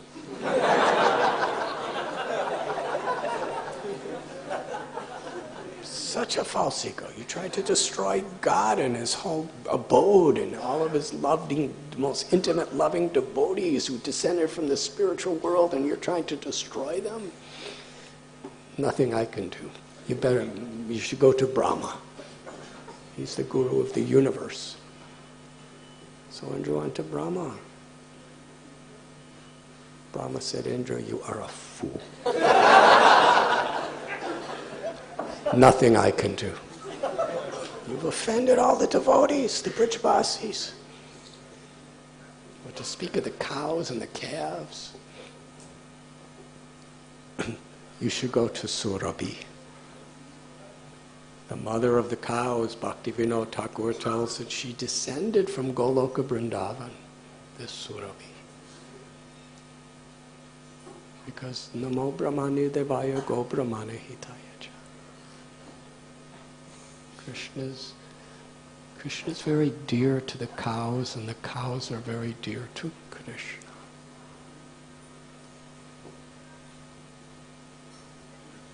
So the king of heaven, Indra, who carries his mighty thunderbolt. He used his thunderbolt so many times to try to do something to Govardhan Hill, to get it to move or to fall. And all the rains and all the thunderbolts, because Govardhan was feeling the tip of Krishna's little finger underneath. He didn't even notice any of the thunderbolts and massive storms of destruction that were happening on top of him. In fact, because he was meditating on Krishna, he was in that higher taste of Krishna. The more Indra tried to destroy him, the more Govardhan was becoming effulgent. So Indra was humbled. But he was desperate. How can I approach Krishna now, after what I just did? So he approached Mother Cow, Surabhi. Surabhi said, come with me. And there's a place in Govardhan Parikrama, Surabhi Kund. There Surabhi approached Krishna. Krishna knows everything, even though he pretends to be, not pretends, but he's in the mood of a little boy. He happened to just go off alone, where nobody else was there, because he didn't want to, after completely crushing Indra's false ego in front of all the demigods, in front of all the sages, in front of all the rishis, he didn't want to do any further, because Indra was now surrendering. He didn't want anybody else to see. So he was all alone in Surabhi. Oh Govinda, Indra made some serious mistakes, but he wants to be forgiven. Please forgive him. However great we are, we can only approach Krishna through the mercy of the devotees. Yasya prasada bhagavat prasada. When Guru's pleased, Krishna's pleased. When the Guru's displeased, we can't please Krishna. In the beautiful Navadvip Leela of Jagai and Madhai, Nityananda Prabhu's the original Guru. Jagai and Madhai, so many immoral activities they committed. And when Madhai wanted to surrender to Lord Chaitanya told him, you have to fall at the feet and surrender up to Nityananda Prabhu. If he forgives you, then you can be delivered.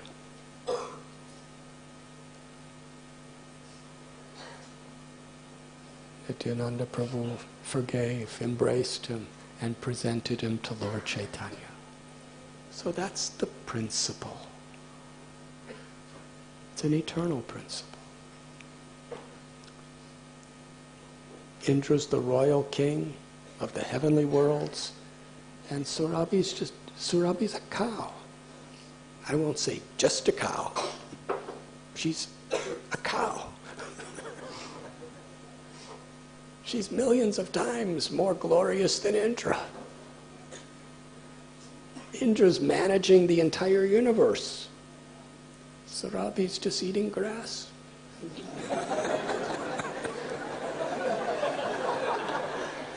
And giving milk. That's all. She doesn't sit on a throne. She's not managing or organizing universal affairs, having meetings with the demigods. She's just eating grass, giving milk. She's a mother. Such a beautiful story. The most powerful organizer, manager, and worshipable demigod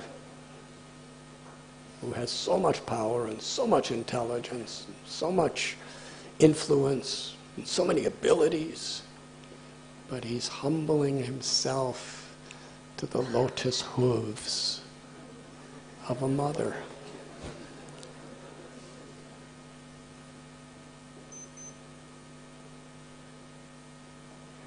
And because Surabhi is so dear to Krishna, Krishna forgave Indra.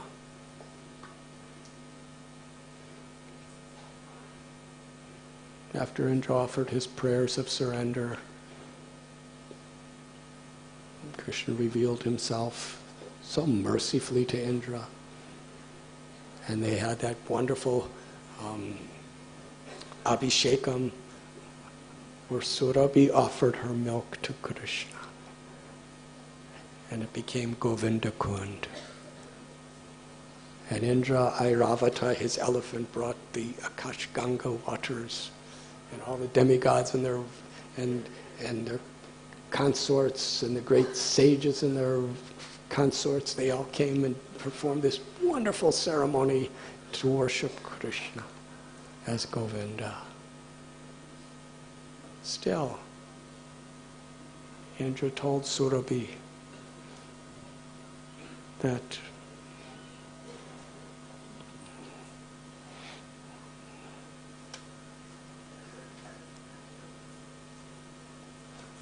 please help me. I really need your help. In the Kali Yuga, when the Lord appears again, I don't want to commit these types of offenses again.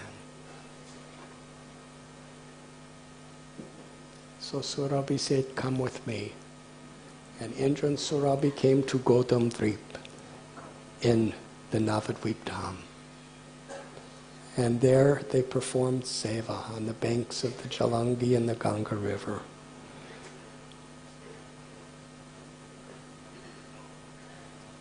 And by the mercy of Surabhi,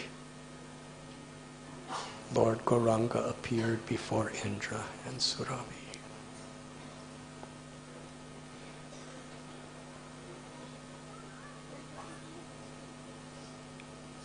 And told that you will participate in my Leela when I appear in this age of Kali as Lord Gauranga. He told Indra, now you go back to your abode. But Surabhi never wanted to leave Navadvip. And she's living there eternally, under a banyan tree in Godam. Just close to where Bhaktivinoda Thakur was later to build his little house.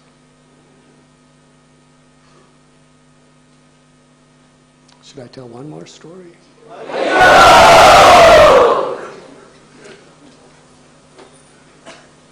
Srimad Bhagavatam class, it's now 12 o'clock in the afternoon. So I guess we have time for one more story. When Rama and Sita were exiled from the forest,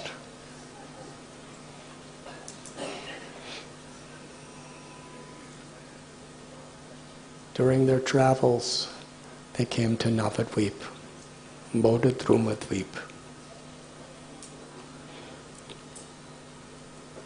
And it was there that Ram, he started to smile. And Sita asked, "Why are you smiling?" He said, because in the age of Kali, I will appear here as Lord Chaitanya, as Lord Gauranga.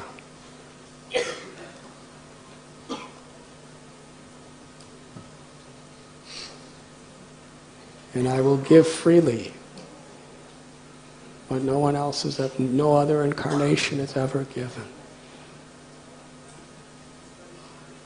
The ecstatic love of the spiritual world.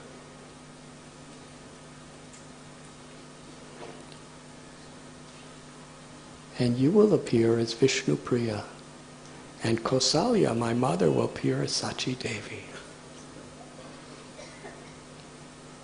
And he said, my childhood pastimes will attract the world. And then I will have great scholarly pastimes. And then I will establish the Sankirtan movement. And then to reach more and more people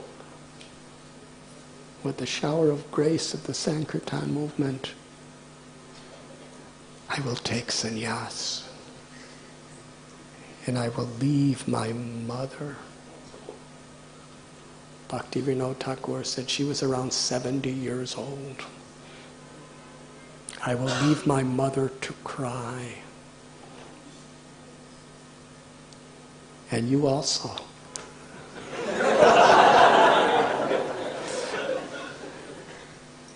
As Vishnu Priya. And Sita did not like this story.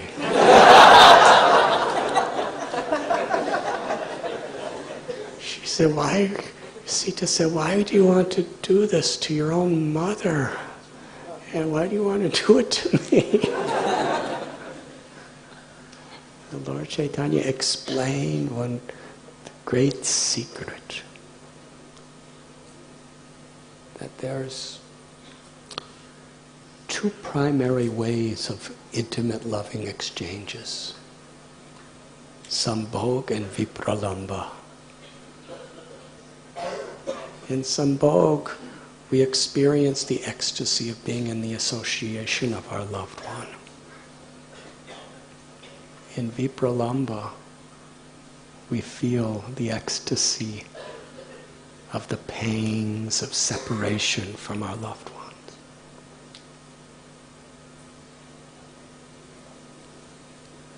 In that Vipralamba, in that love and service in separation, there's the deepest connection of the ecstasy of love between the soul and God, between the Lord and His devotees.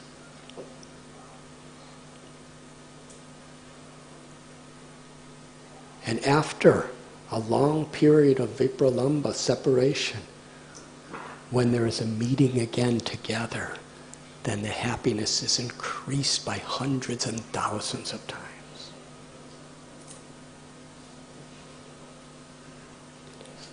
So he was explaining to Sita how he will never be separated from Sachi Mata. He will never be separated from her.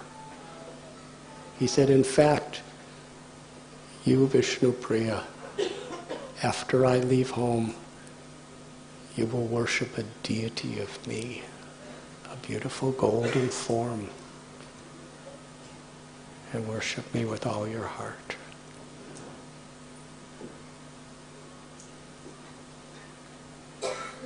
This is the essence of Sri Chaitanya Mahaprabhu's coming to this world. Just before class, you sang this wonderful song by Lochan Das Thakur.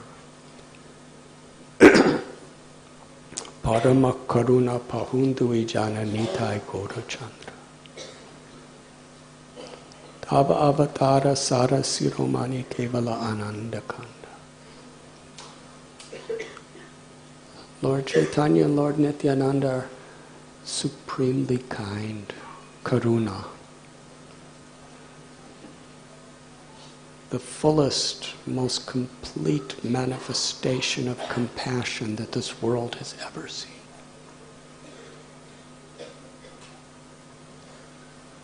When Sri Chaitanya Mahaprabhu appeared in this world, all of the previous incarnations appeared within him.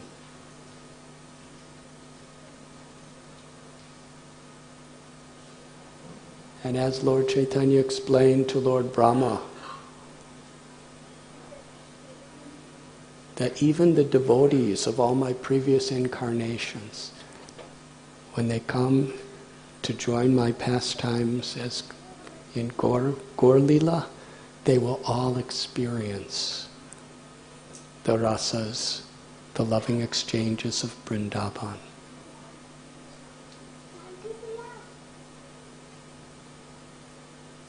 This is the gift of Lord Chaitanya.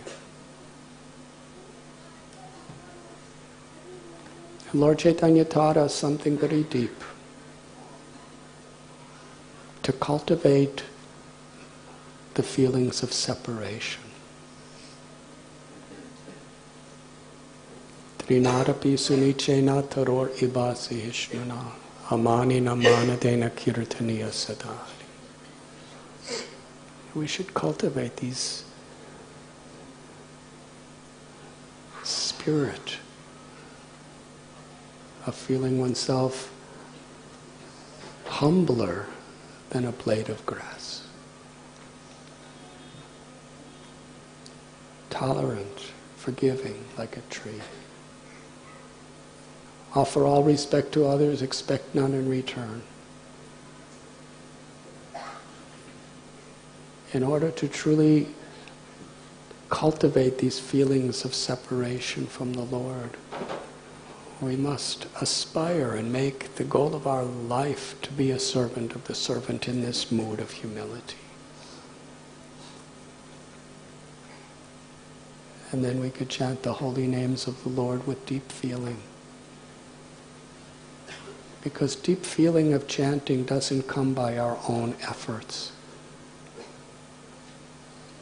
It comes by Krishna's grace. Our efforts must be to live in such a way that Krishna will be pleased. To be as attentive as possible in our sadhana. To live according to the character of a true Vaishnava.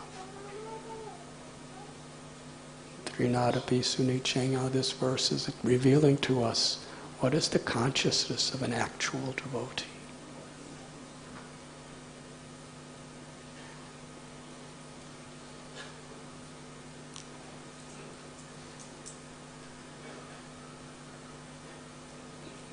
By following in the footsteps of the great souls, Lord Chaitanya taught himself and through his devotees how to cultivate the chanting of the holy names.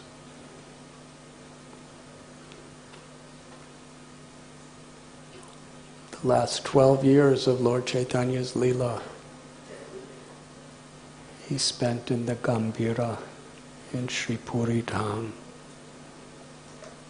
where in the association of Sri Ramananda Rai, Swarup Damodar Goswami,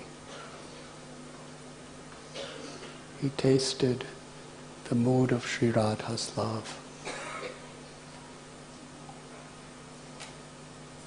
Krishnadas Kaviraj Goswami writes that Lord Chaitanya Mahaprabhu is Krishna himself. Radha Krishna Pranaya Vikratirtha Dini Shaktirasma. The absolute truth is one. But to taste the sweetness of loving exchange, that one becomes two. In this holy book, The Teachings of Lord Chaitanya, Srila Prabhupada, he asked this question. naturally, somebody of this world, when they hear this description, that the absolute truth is one, but to taste loving exchanges becomes two, the question is, when? When did that happen? Is it, 1,000 years ago, 1,000,000 years ago, 1,000,000,000,000 years ago, 100 quadrillion years ago? When did it happen? And Srila Prabhupada explains, in the spiritual world, time is conspicuous by its absence. There is no time. It's achintya. It's inconceivable. Having faith in the inconceivable is where the connection between the soul and Krishna is established.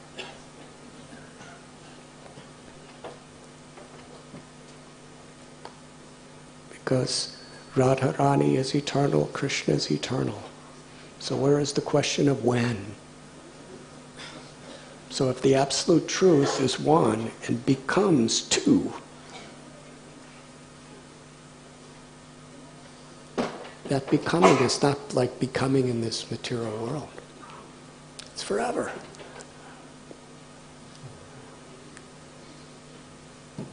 And now Kaviraj Goswami tells that those two have again become one.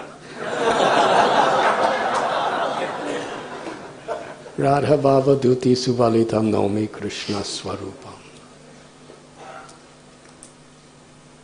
Krishna who has come with the complexion of Srimati Radharani and the Mahabhav, the ecstatic, pure love and compassion of Srimati Radharani.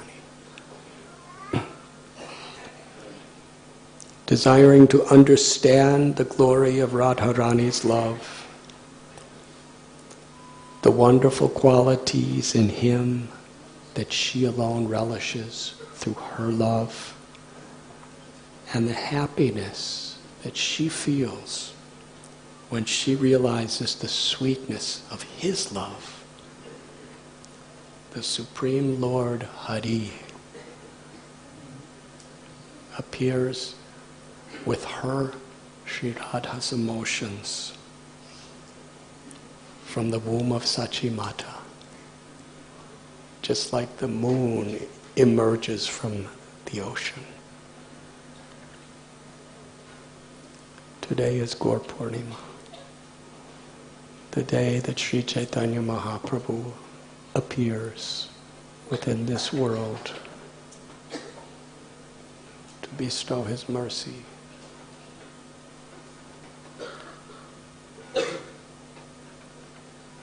Vrindavan Das Thakur tells that the holiest of all holy days are Gaur Purnima and Nityananda Trayodasi, because the maximum mercy are available on these 2 days. Sri Chaitanya Mahaprabhu, when he instructed the residents of Navadvip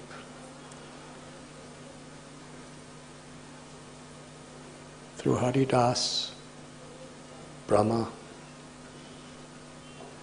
and Nityananda Prabhu, Balaram,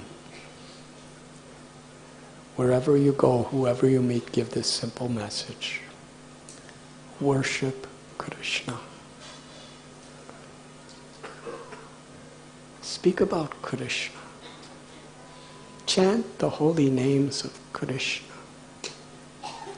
Krishna is your mother. Krishna is your father. Krishna is your true wealth. Krishna is your very life and soul. Wherever you may be, whatever you're doing, whoever you're with, chant, remember Krishna's holy names. Param Vijayate Sri Krishna Sankirtana. It's the supremost benediction in this age of Kali.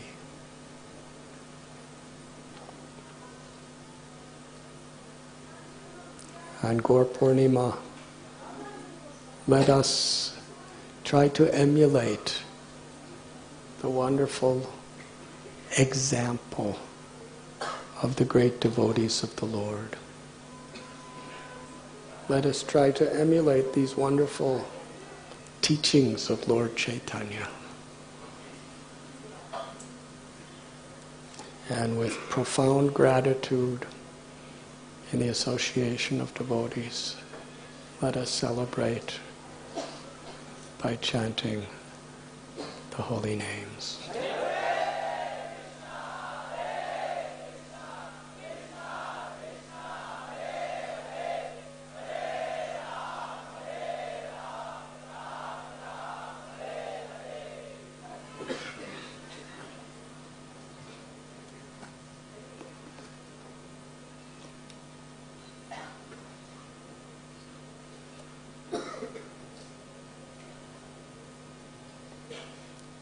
Also the birthday of the teachings of Lord Chaitanya. Lakshmi Moni Devi and Mataji, what is your name? Varanasi Mataji. I know, I remember, but I didn't recognize. I'm so grateful to see you. Amazing, incredible. Nartaki Devi and Lakshmi Moni Devi and Varanasi Devi and Shamsundar Prabhu somewhere around too. Let us welcome them to Sri Radha Gopinath Temple by loudly chanting.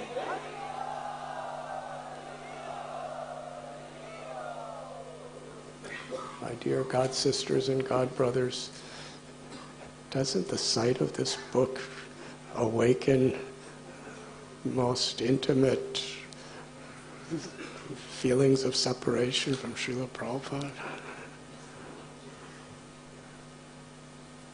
For the devotees in the late 60s, early 70s, this teachings of Lord Chaitanya was one of the most important and most enthusiastically read of all Prabhupada's books, because there was only a couple others. And Srila Prabhupada put his heart and soul into this.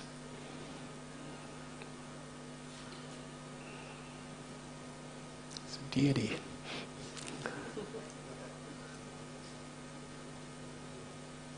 It's a new dress though.